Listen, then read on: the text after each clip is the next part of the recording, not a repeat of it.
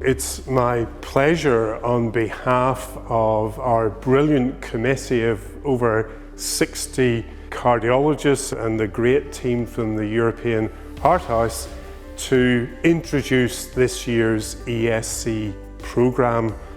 And of course, we have an extremely exciting, very comprehensive programme that covers the whole spectrum of cardiology. Now, on Friday, as usual, we kick off with the new guidelines, and this year we have 4 new guidelines and we have a guideline update. So our new guidelines this year are on acute coronary syndromes, on infective endocarditis, on cardiomyopathies, and on cardiovascular disease in patients with diabetes.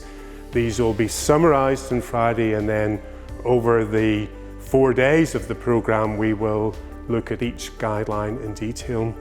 The focused update is on heart failure, reflecting the remarkable progress that's occurred in just a couple of years, and indeed because of that, heart failure is the focus of this year's Congress. The other highlight of the programme, of course, is the late-breaking science and hotline sessions, and this year we have 17 late-breaking science sessions, 9 hotlines. In those sessions we will have 115 trials, clinical trial updates and registries presented.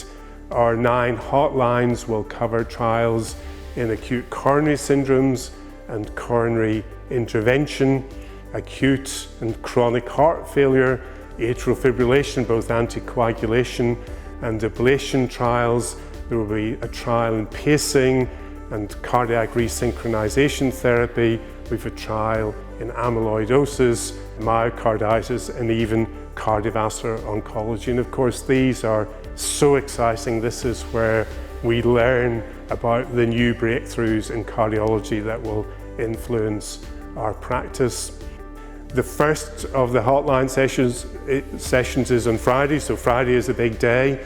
And of course, in the programme, we also have opportunities for you to meet and ask questions of the clinical trialists at later sessions after the hotline presentations. In addition to our late-breaking science sessions and hotlines and guidelines, we have 189 other plenary educational sessions of a whole variety of different types.